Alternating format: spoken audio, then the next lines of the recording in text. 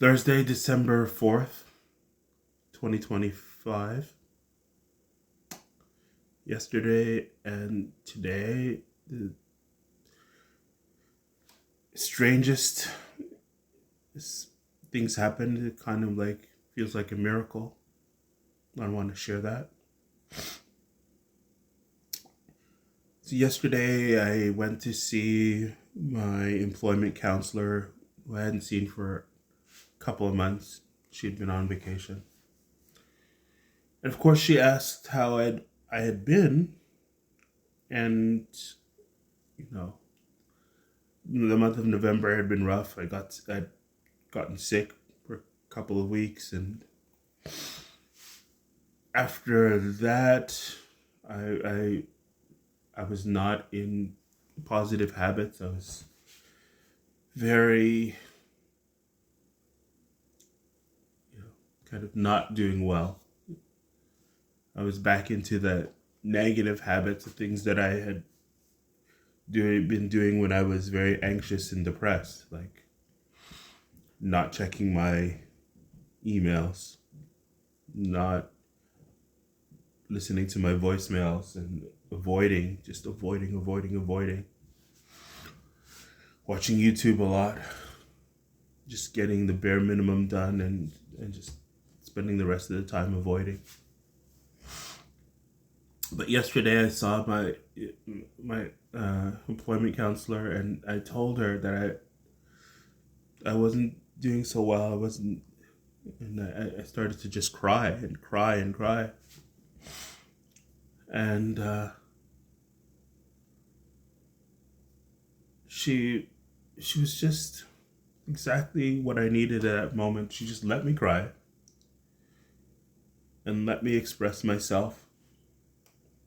And then she suggested just calling the sort of my benefits counselor and just getting things rolling in terms of like social assistance, and which I had been neglected for a while, and cause I was just too anxious. And I did that, and I took like several concrete steps during that session, but nothing about employment, just about, getting things handled a little bit for December, January, going forward.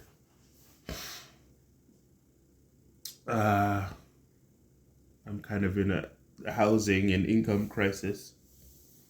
Also living with my son. Yeah, so I had a lot to cry about. I was feeling I just let myself feel like despair, feeling worthless, hopeless, not good enough. And I just let all that feeling come out. And it was very, very cathartic.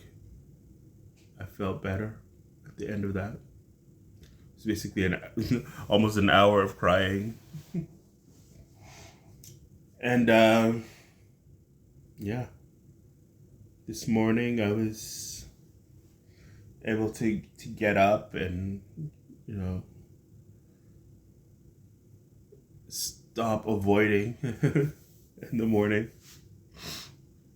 I got things done, and I was cleaned up, did several things before my son even woke up.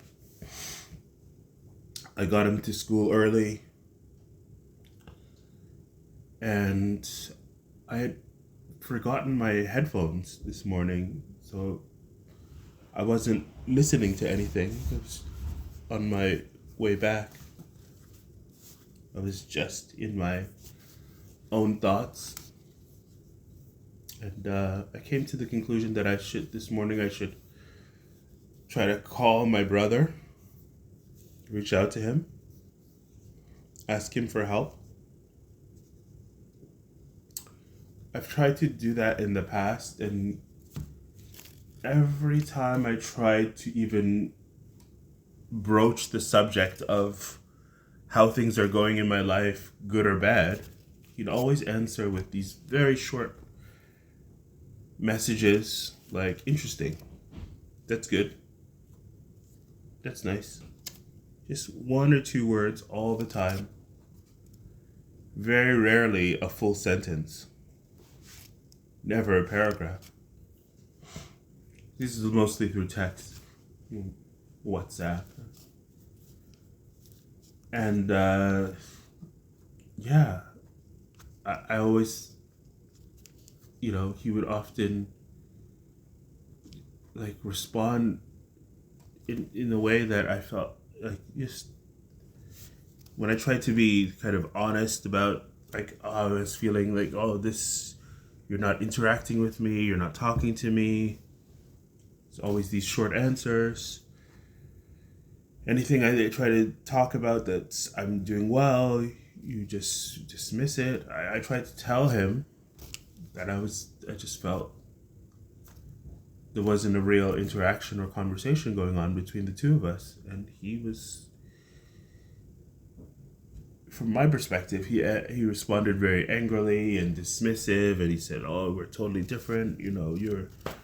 I don't know how to help you. Just, you're matter and antimatter. We can't live in the same universe."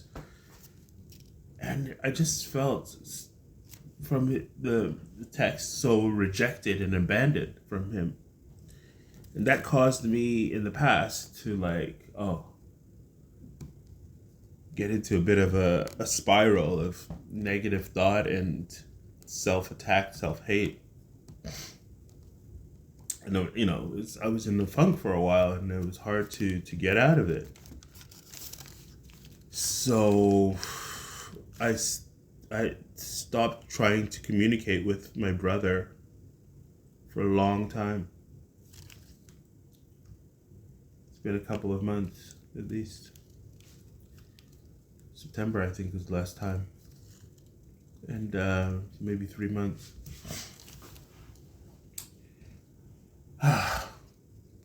So this morning I committed to asking my brother for help. I mean, tight situation. But I let go of trying to, control the outcome of any interaction I had with Davichi. I accepted what I thought was the most likely outcome, which is the same pattern as before: rejection, good luck with a shamrock, and just not really talking to me, and me as a result feeling like rejected, abandoned, hated, and bringing up that feeling inside of myself that I'm just not good enough. And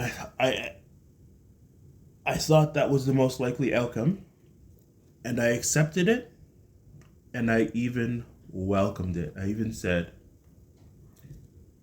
this is good for me. Rejection is what I need. Feeling abandoned is what I need. That's going to help me with my job search. That's going to help me,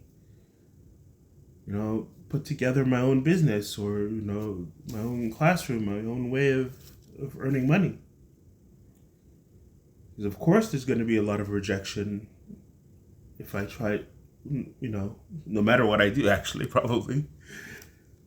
So in the process of turning my life around, I need to experience rejection and kind of grow from it and learn from it and take the positive from that, not just endure it. I have to welcome it.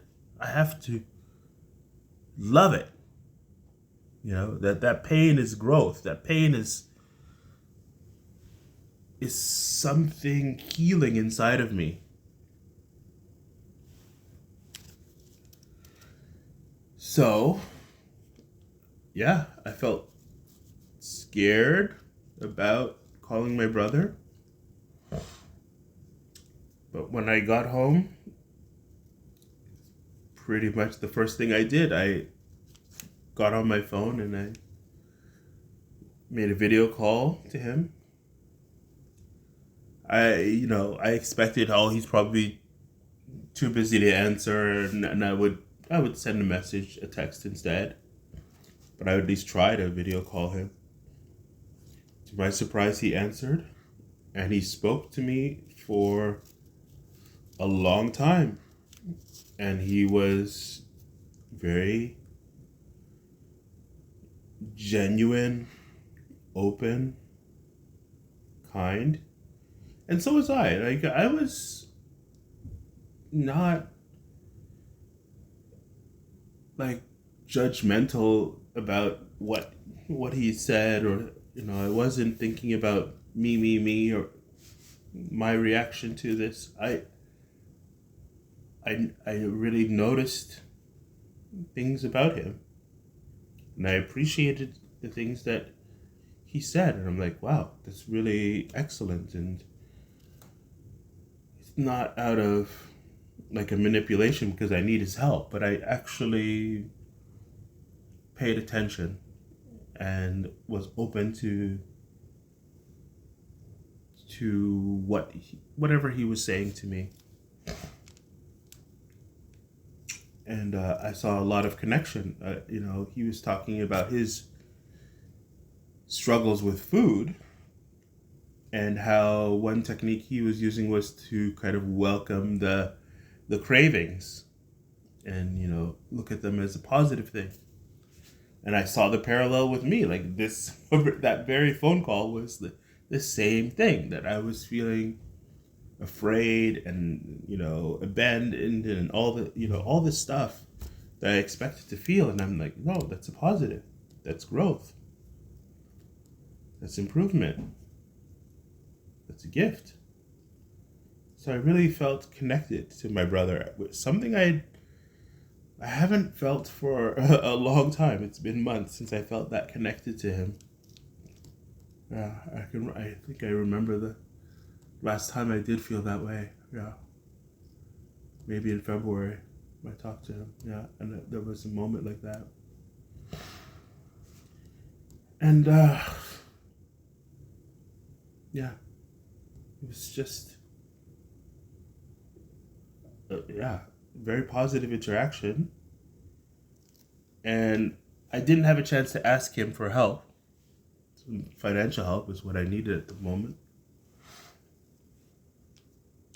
And yeah, I tried to ask him that, and he's like, no, I can't talk right now, And I I asked if I could send him a text or try to call him again. He said, send him a text. And I wrote out that text asking for help. And normally I think I would write a paragraph. It's how I am with words. I just feel the need to express things and explain things. No, I just asked him for help. Just a couple of sentences.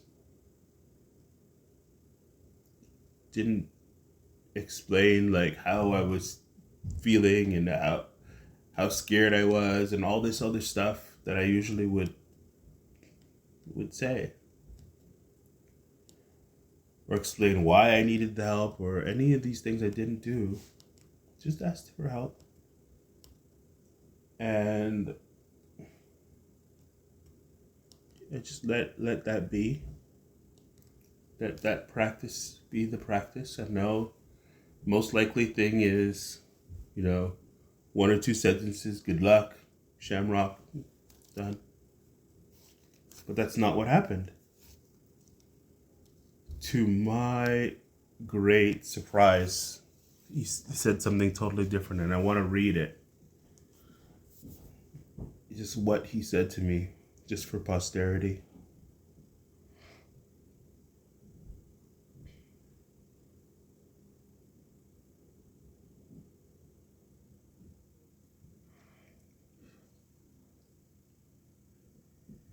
He wrote, "Hey bro, thank you for calling me and being honest with me. I know it wasn't easy to ask, and I'm genuinely sorry for you and Kato. I'm certainly sorry you and Kato are under that kind of pressure. I've thought about what you asked, and I need to be straight with you. I can't commit to covering housing for the next 6 months. That said, I'm not saying good luck and disappearing. I want to help you in a way that actually moves you forward, not just buys a little time and then drops you back into the same stress. If you're open to it, let's get practical together later. We can look at your income options, a short-term plan for the next 30 days, and what support systems you can tap into where you are. I'll help you map it out step by step and keep you accountable. I love you, and I'm saying this with care, not judgment. I want you safe, stable, and building something that lasts. If things ever feel dark or unsafe, promise me you'll tell me immediately. You don't have to carry that alone. When can we talk? When can you talk again? Later today or tomorrow?" When I read this, I was in tears. I couldn't believe that my brother Da Vinci said this to me. This is like the furthest thing from my imagination that he would say to me. It's kind of like a miracle. This is what I wanted from him, that kind of help. Like he's so successful, and he's faced challenges and difficulties, and he's used, his techniques to overcome them, and I wanted some help with that. And he's got a lot of practical skills. He's practically knows how to do things. And I wanted to tap into that, but I never thought I could ask. He's always so busy with his projects and his things, and he's always, type A, working hard, busy. He has hardly ever had time to talk, and he hardly, whenever he texts me, it's like the shortest thing possible. So it just seems like I could never ask him to spend some time with me or talk to me and really, kind of mentor or even guide me in some way. That didn't seem in the cards at all. And I always thought that he looked down on me, that everything is just my fault, and it's all within, just all you got to do it, you got to handle it, you do it by yourself. No, helping you would be counterproductive. I always thought he just he would not help me at all. I never thought he would actually offer his time.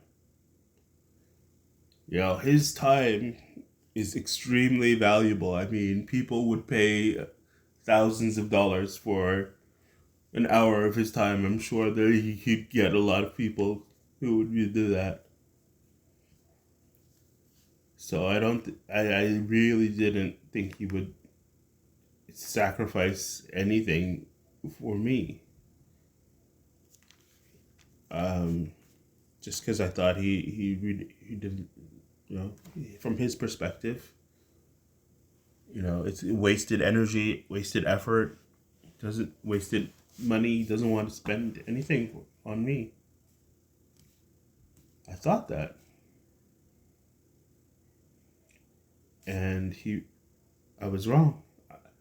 Or maybe, I don't know, maybe the thing is, the key point I wanted to say about this is that I accepted what I thought, based on evidence, he felt about me, which is, oh, you're a loser.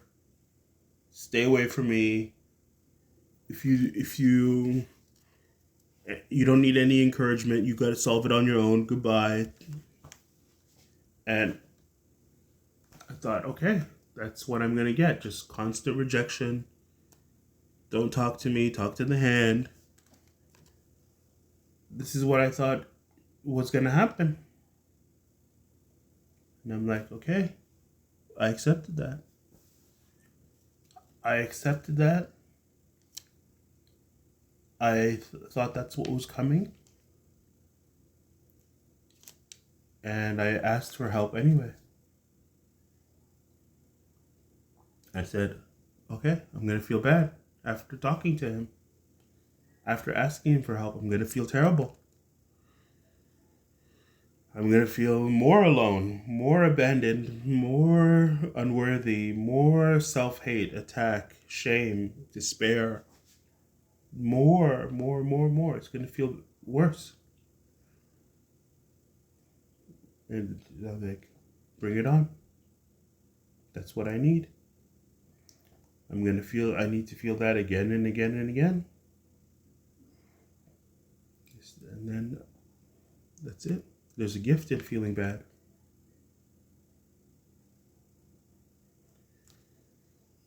And by accepting that pain, somehow